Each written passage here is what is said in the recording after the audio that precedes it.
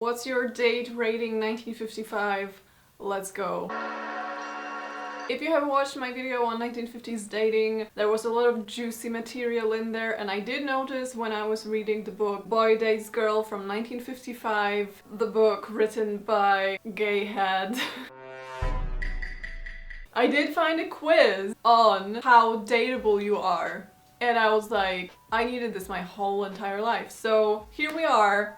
Let's do the quiz. You can get your pencils ready. I will link the quiz in the description, but you can also just do it as we go and count your answers. These are yes or no questions, but I'm actually excited to do this. A little bit of a background first, in case you have not watched my video yet and you don't intend to. This book is directed towards teens, and teenage dating scene in the 1950s was very much casual. It was very much just hanging out with friends of opposite gender, going on dates with different people at the same time. In some ways it was more messy than it is nowadays, in some ways it was less messy. Either way, it's so interesting to read these books and be like, this is what was important to them. This is what they were actually looking for in dating. One of my biggest takeaways from all of the books that I've been reading is definitely the pressure of being worthy to date. Even this quiz is very much focused on how do you improve yourself, how do you make yourself likable, how do you make sure that you get dates, what is it about you that is so repulsive that nobody wants to date you. And it's interesting because I feel like nowadays it's very much red flags to look out for when you're dating, or 10 signs he's not into you, and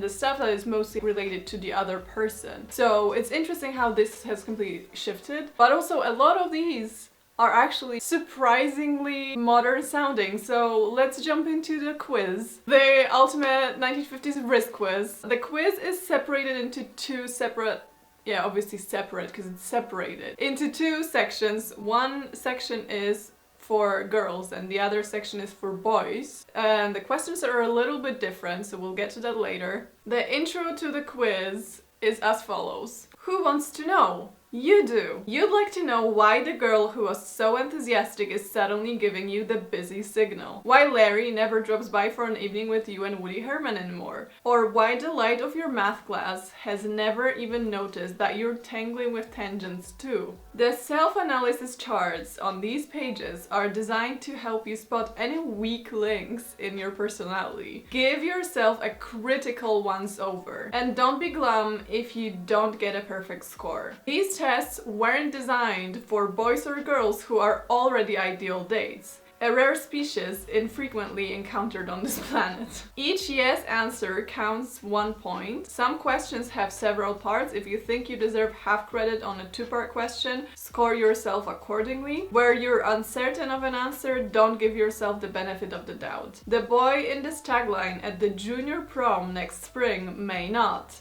And if you kid yourself now, it'll be too late to impress him then. You gotta put in work, girl, because if you don't do it now, you're gonna be single for prom.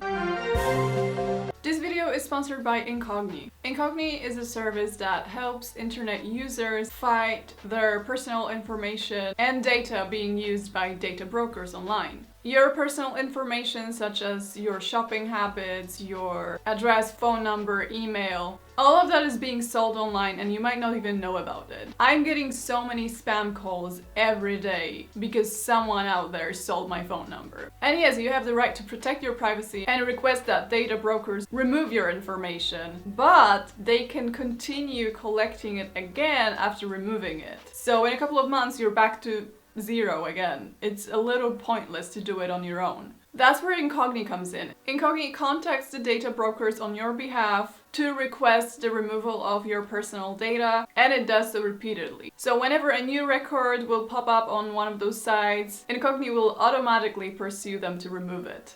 If that sounds useful to you, use the code in the description to get 60% off of an annual Incogni plan and stay safe.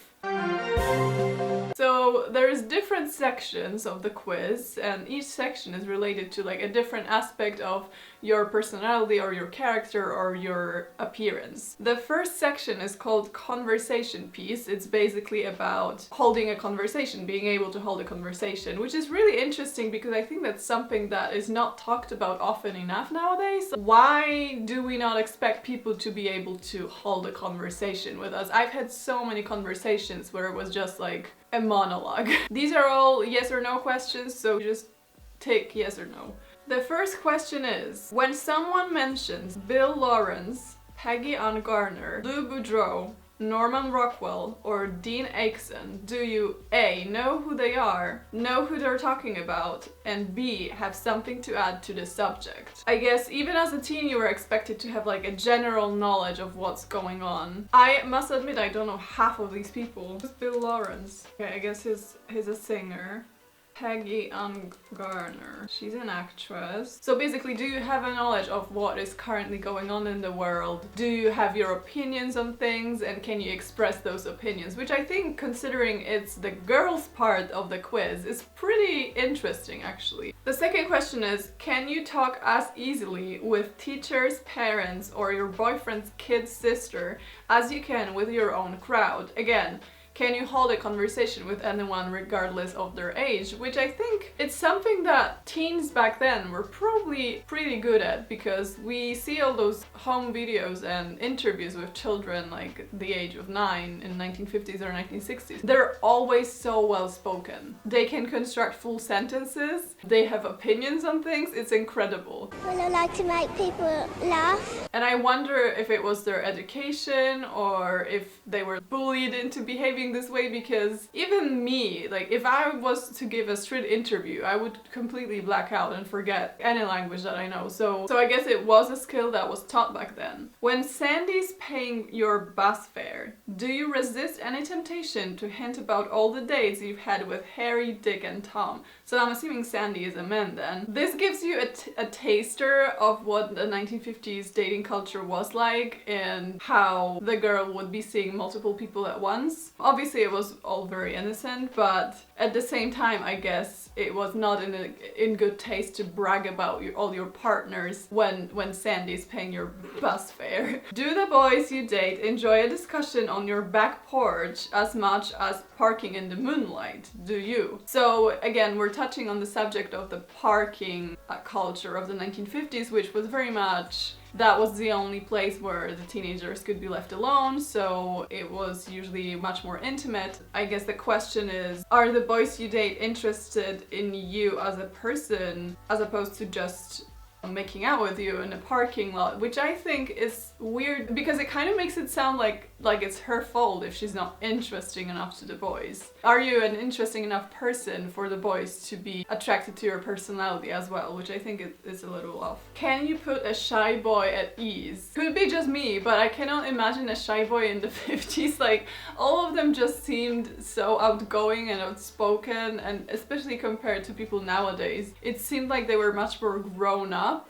Probably also because of the environment that they grew up in, which was much tougher. They had their shit together, but also obviously people don't change, and there must have been a plethora of shy guys in the 50s, but it's interesting that a girl was expected to make him less nervous instead of him make up for the shyness, I guess. At a party, do you go out of your way to talk with people you don't know? What are your social skills? How good are you at meeting new people? It's funny how that also counts as something that affects you being dateable, but it makes sense because if you don't meet new people, how are you gonna get dates? Are you a good listener even when the topic of the conversation leaves you cold? Honestly, so far, all of these are like, I would love to be that person, so it sounds decent. Like, these sound like good qualities to have. If someone doesn't possess those qualities, would I say that it lowers their dateability? I wouldn't say so, but maybe in the 50s people were a little more selective about their partners. I don't know. Okay, another section is called just looking. It can't be just about the personality. You gotta work on that face card. So the just looking section is actually better than it sounds, because it's not like, is your teeth crooked? Do you have a lazy eye? But it's more like, are you clean? do you not smell? So the first question is, do you follow the bathe a day, shampoo a week routine? That's interesting, I didn't know it's a thing. Can you proudly boast that your slip never, well, hardly ever shows? Can you plead not guilty to grimy collar lines or unshined shoes? So are you put together? Do you pay attention to the cleanliness of your clothes? Is your slip showing, or are you a slut? Question number 3. Is the way you wear your hair now the result of analyzing your face and features? This is funny because when we look at people from the 50s, it seems that all of them are wearing the same hairstyle basically. 1955, that was like peak short hair. So to us, all of them look the same, but if you look at magazines from the era, there is actually a lot of brand new hairstyles that all the difference that is between the hairstyles is a single strand of hair being turned or curled the other way. So it's a little bit funny, but also I guess if everyone wore a similar cut, you could differentiate between them much better because you could see the difference. But at the same time, yeah, I was thinking about like, what if you did not look good with short hair at the time? Were you just forced to wear it anyway? I've seen a couple of examples of people from the 50s, especially Polish women, that straight up refused to cut their hair, and they would have super long braids, but it's pretty rare. It was pretty rare back then. Question 4. Do you know enough about color, fabrics and style to buy your own clothes on a limited budget? So can you sort of make do with the little money that you have to still look socially acceptable? Which is a little unfair, I think, because how are you going to learn about colors, style and fabrics if you don't have the money to buy magazines or books on the topic in the time? Like, how else would you know it? You could observe your friends, you could observe people in the streets, but you had to be really smart to go around the shortcomings of your wallet, which is really impressive because genuinely, I don't think you often see photos of people from the 50s that are dressed badly. And obviously not all of those people were well off, so I think that's really impressive. If they ever analyze pictures of us, that's another story. Like, do you rarely need to apologize for your appearance when you have unexpected colors? Do you also keep tidy and clean and good looking when you're just at home and you're not doing anything?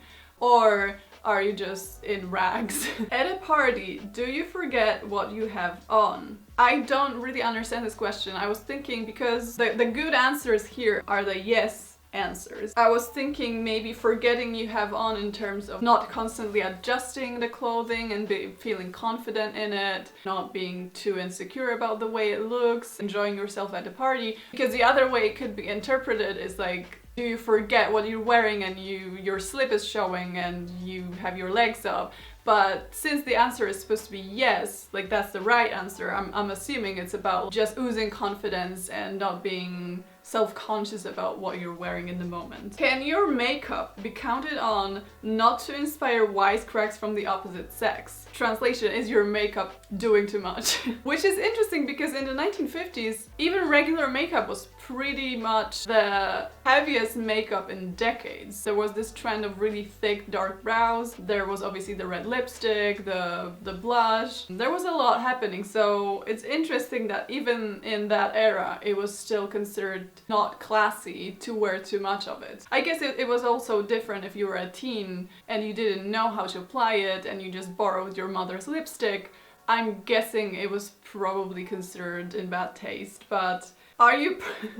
This just made me straighten up. Are you proud of your posture? Something I feel like is also... It used to be a much bigger deal in previous decades. Your posture, your demeanor, the way you're standing, the way you're holding your neck, head, blah blah blah. Practice with the books on the top of your head, all that stuff completely died out. Which I think is a shame because it would probably save us a lot of money that we're spending on physio. But it was also something that you would definitely get slapped on the head for, like, don't slouch. So maybe it's for the better, I don't know. It seems to me that health-wise, it was not a bad thing to be obsessed with. Are crisp and fresh good adjectives to describe your general appearance? That's the last question of the just looking section. So the goal of getting dressed in the 1950s was to be described as crisp and fresh. Your hair was supposed to be crisp and fresh, your makeup or face was supposed to be crisp and fresh, and so were your clothes. Another section, which I think is something that has also died out a little, it's not really that big of a deal anymore. The section is called Manners Matter. The first question is, are you as courteous to your mother as to your boyfriend's mother? As friendly to your dad's friends as to your gang? As gracious when a droop asks you to dance as when your dream man does? This kind of doesn't take into account that maybe you just don't want to. Maybe if a droop asks you to dance, you don't want to be gracious, you don't want to be polite. You have to protect yourself and you have to say no sometimes. So there definitely was a big pressure to be this courteous, polite teenage girl that I guess is something that we've learned to maybe not be safe sometimes, and now we're more into voicing what you feel in the moment instead of blindly going for being courteous and being polite and being nice. Are you usually ready when your date arrives? So I guess it was considered in bad taste if you're late for your date. When you run into some of your friends on a date, do you always introduce your escort? It cracks me up that it was a word they actually used in terms of like teenagers dating, because it just sounds so wrong, but I guess like the escort is the person that you're going out at the given moment because you're not going steady yet. I wish that was still a thing that people were paying attention to, because the number of times when I was a teenager and I was like on public transport, whatever, and my friends met their friends and I was just standing there on the side like waiting for them to be done talking. Can you just give me a piece of the conversation that you're having? Can it just not be inside jokes and friends in common? Because this is just rude. Do you always refuse to break a date with good old Ted when a fancier invitation turns up? This is a really interesting rule. So given that you were seeing so many people and you were getting asked out a lot all of the time, if you had a person that you were not really that much into, but you know, you were seeing them anyway because you needed a date, and then someone that you actually wanted to ask you out did ask you out, would you break off the first date? Would you break off the date with the good old Ted to go to the better one? Which I assume was considered a no-no. It was just rude. And I would say it is rude. It's kind of like if you got asked to prom by two people and you said yes to the first one, and then the one that you actually wanted asked you after, like that's too bad, like that's too late now. So I guess it's that. I wonder how often that happened. How often a girl would be like, actually I'm going with John. Because given that the dates were not even that serious, I can also imagine that happening quite a lot. Are your voice and actions usually as ladylike as your appearance? Do you behave like a lady? Or do you use a stupid man voice? Do you always resist the temptation to powder your nose or comb your hair in public? This is something that was considered a little rude. I would also say it's probably unhygienic. Does your date get your main attention at a party where there are more attractive boys present? So again, you're going to a party with a guy that is kind of nice, nothing special, and you're going to the party and there's like literal hunks. There's a whole baseball team there and you're like... So I guess the question is, will you stay loyal to your date because they did ask you out? Or will you just like drop them and go and mingle with the other guys? So the right thing to do would be to stay with the original date. But I'm assuming the reason that the question is here means that it was probably a common occurrence to be the other way around. Do you save hand-holding and limpid looks for private sessions with your OAO? I'm assuming OAO is one and only, maybe? So this one, I thought it also has to do with like staying loyal to your date, but no, it's actually the private word is like underlined. So it's about, do you do PDA or do you save that for when you're in private? Which is weird because like where would the private sessions take place in a world where you were under vigilance all the time? I guess the parking lot is the answer here. Another section is called Getting Along with People, which is a section I would probably fail. Do you enjoy being with your family and feel they understand you pretty well? I wouldn't think that that was something that would be featured in the Are You Dateable quiz. So it's interesting that getting along with your family was something that could also affect what people thought of you in terms of like a potential dating partner. Do you like working on group projects? Are you as good at taking suggestions as making them? This section sounds really modern. Are you as good at taking suggestions as making them? Girl, have you ever done a group project? Like there is always that one person that is just becoming the dictator of the group. Can you take a joke, accept a compliment without blushing, or criticism without getting mad? These are all valid. To me, it's more like a personality test than a what's your date rating test. So that's a little off to me because a lot of these questions, they could be used in relation to your family, your friends, not necessarily a boy that asked you out. So maybe that's something that I'm a little confused about here. But I guess they also try to make it as complex as possible. Okay, the next one is, do you value your friendships with girls as much as those with boys? One question, by the way, is really long. Would you refuse to break a date with a girl to accept one with a boy? Do you refrain from making plays for another girl's boy? This whole question could be summarized in, are you a girl's girl? Do you rarely quarrel with the boys you date? Are you quick to make up a spat with a friend? I mean, the name of the section is getting along with people, so in that sense, it makes sense.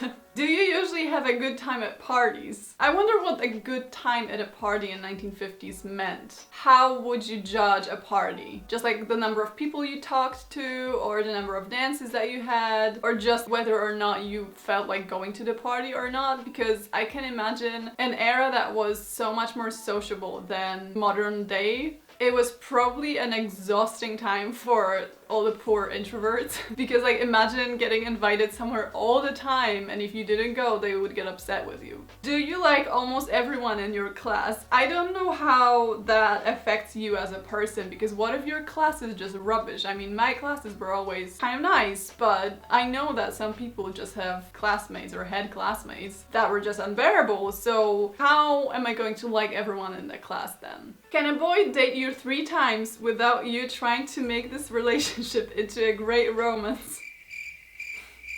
Anyway, do you always resist the temptation to gossip? I read this interesting take on how gossip was the way that people protected themselves, especially women, because they could like warn each other about the other people that were a threat, and that's why it was looked down upon. Obviously, they did not see it that way. And I'm also not sure if I agree with that take, because most gossip that I've heard is just like vile. So I wouldn't say it was necessarily useful to me. Unless it's about like, a person that's actually a bad person, then I'd rather know. But then is it gossip or is it just useful information? Are you considerate of a boy's wallet? This is cute. I'm assuming the teens in 1950s were probably a little broke and maybe he did not have the money to take her to cinema every other day. Another section is called Yours Truly and it's like a mix of different things. Can you spend an evening by yourself without being bored? A really interesting question regarding your character, but also how does it affect your dateability? That's what I don't really get. Yeah, obviously it's great when you're able to have fun by yourself, but also what does that have to do? Maybe that means that you're not too clingy, or is supposed to mean that you will give the other person some space because you can spend time by yourself. Maybe that's what they mean. Do you have definite opinions and ideas of your own that don't change to fit the mood and opinions of every boy you date? The right answer here is considered to be yes. As a girl in the 1950s, you were expected to have opinions on things and to stick to those opinions even if the guy thought something else, even when the cost was losing a date. Because I think we often imagine 1950s to be like so patriarchal that you would just straight up not have an opinion at all. And I think that's the case with most of women's history. We just want to assume that they did not have opinions and thoughts. And not only did they have those thoughts, but they also often expressed them, and it's not like they were locked in cages every time they voiced something they think. As shown here, it was considered a good thing if you had your own opinions on topics and and you did not mold into whatever the boy wanted you to be. Can you say a graceful no to a parking party, a cigarette, or cocktail that you don't want? So are you assertive, or do you succumb to peer pressure? A parking party is again a very funny mention because it was probably like a kissing party, and then all those like vices that you're not supposed to partake in when you're a teen. Can you play at least one sport well? I beg your pardon? How is that supposed to affect my dateability? Are you saying that if I'm bad at sports, I will not get dates? Are you saying no one's gonna ask me to prom if I don't? Actually, that's kind of true. Anyway, do you read at least one newspaper a day, one magazine a week, and 2 or 3 books a month?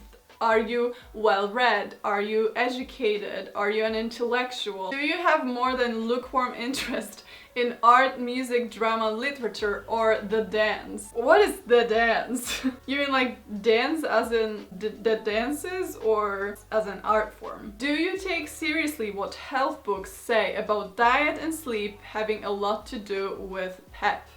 What is PEP? Peps are like energy. Oh, so they already knew that back then. Diet and sleep having a lot to do with your energy levels. That's interesting. Can you turn down a date in order to study for a history exam you'd like a good grade in? I think that makes you less dateable because you just cancel the date, but go off. Do you finish most projects you start? Again, the last section is like calling us out. That's it for the girls section. Let's move on to the boys. It's gonna be a little different. Some of the sections are similar, but some of the things are different. Some of the things I would say are very accurate in modern day dating, so stay tuned. The boys section coming in hot. The first section is called Happy Talk. So it's about, again, holding a conversation. So it's the same as the girls' first section. If a girl's interest strays from baseball or jet propulsion, your specialties, can you make happy talk on at least 6 other subjects? 6 other subjects when you're a teenage boy is a lot. I know the quiz is supposed to be introspective, so it makes sense that the questions are you, do you, blah blah blah. But also, if a girl doesn't know about your interests, the answer to that problem is maybe you should have other interests as well, which is not something I would expect from the 1950s quiz. Do you think most girls are capable of serious conversation? And are you usually interested in their opinions? Preach! I mean, do you? When with a group of people, do you take the initiative in throwing fuel on a dying conversation? Again, a dying conversation and a dying skill nowadays of keeping a conversation alive. It is a good personality trait when someone is able to do that. It's obviously not something that everyone can do. I feel like it's a very neurotypical skill to have, but it is pretty attractive when someone's like taking care of the whole room. Are the evenings you spend in your girlfriend's living room or just taking a walk as much fun as dates when you go bowling or to the movies? A lot of the dates in the 1950s were like fun activities: bowling, roller skating, going to the cinema, going to the diner, all fun activities. So the question is, are you into those dates, or are you into the person that you're doing all this with? If the activities are not there, are you actually still able to hold a conversation? Do you frequently have the feeling that your date is so interested in what you're saying that she wouldn't even see Alan Ladd if he walked by? Let me check who that dude is. Oh, okay. Do you have the knack of drawing other people out to talk about their interests? No, this is cool though, because instead of the questions being like, are you a manly man? Are you manly enough? Are you tough? Can you talk about shit that you like? Do you have strong opinions on topics? Can you shout at people that disagree with you? So instead of that, it's like, if someone's shy, would you help them out and ask about things that they're passionate about? Which is like, The last question is, can you tell a joke? So another section is the how do you look section. The name of the section is actually easy on the eyes. So are you easy on the eyes? The first question is a daily tub and scrub a must with you? Basically, do you wash? Do you pay regular visits to the barbershop without being bribed by your family? A big part of a man's appearance in the 50s was obviously the haircut, though I do think that especially teenagers, they did appreciate a good haircut, and if they had the money they would probably go on their own, unless you really did not care about your appearance, which I think that's what they're asking here. Hands up! Are your hands and fingernails, right this minute, clean enough to shake hands with your girl's mother? Do you know how to remove spots and replace creases in trousers? Has your favorite sweater been cleaned or washed within the last month?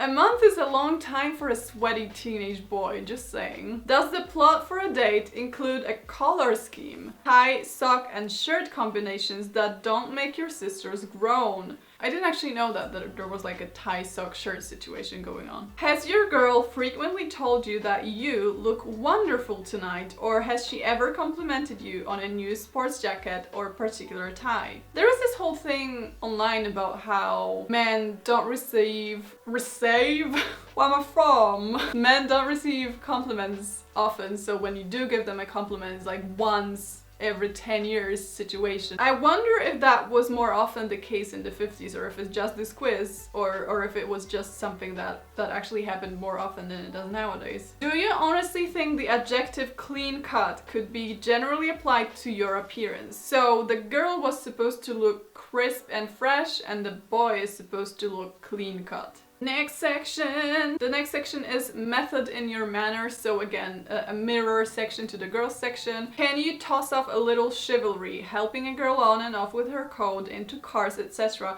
without feeling like a sissy? Gentlemen, is taking care of your ladies gay? When you don't know the etiquette for special occasions such as teas or proms or banquets, do you look up the rules instead of bumbling through? Such a good tip actually. If you're going to an event, learn about the event as much as you can beforehand, because it will save you a lot of embarrassment and awkwardness. I like to even know where the entrance is so I don't like wander around the building. But that might be my social anxiety. Do you always thank your hostess after a party? Write bread and butter letters promptly. So bread and butter letters were the letters that you would write to the person that invited you over for a party or something as like a thank you note for the invitation and for the evening. This is also kind of a dying skill. I never know if I should do that or not, because obviously in some situations there are just so many guests that I don't want to overwhelm the host the very next day. But it also feels weird when there's like no contact after the event whatsoever. So I'm always like, I don't know what to do. Can some savoir-vivre people help me out here? Can you make introductions smoothly? Introductions are tough. It's always a mess. I'm always like, okay, I'm gonna say this person's name first and then this person's name first. But at the end of the day, no one listens to me anyway, because the people are already like introducing each other. I'm trying here. I'm trying. Do you always rise when adults enter a room? That's interesting. I didn't know that was a thing. I know that it used to be a thing when the teacher entered the room. I cannot remember if that was still a thing when I was in school, but I have a vague memory that we did stand up. Did we stand up? That seems a little weird. Are you as nice to plain girls as prom queens? Are you also kind to women that you don't want anything from? Are you kind to the women that you don't benefit from? Do you call for your date promptly and get her home at whatever deadline she names? So are you on time or are you late? Does she have to be like looking out the window to see if your car is already there? Do you and your gang know how to have a good time without becoming noisy in public? Groups of loud male teenagers? Always a thing. Since the beginning of history, that was already an issue. In a restaurant, can you give a waiter your order correctly? Are your table manners above reproach? How can you give a waiter the order incorrectly? What is the rule here? Okay, next section is the friends and family department. Are you proud of your home and your family? Again, what if you have an abusive household? Like, that's not your fault. So when you promise to do something, can you be relied upon to do it? When you're in a moonlight mood, on a first date or the 15th, and your date's not, can you take no for an answer without getting peeved? You can tell that a woman wrote this book, even though the woman's name was Gayhead, because we're still having this conversation. We're still talking about this. We're still worried about how the guys are going to react when you say no to something. 1955 is the same thing. But the good thing is the right answer here is like, yes, you can take no for an answer without getting peeved. Can you apologize when you're in the wrong?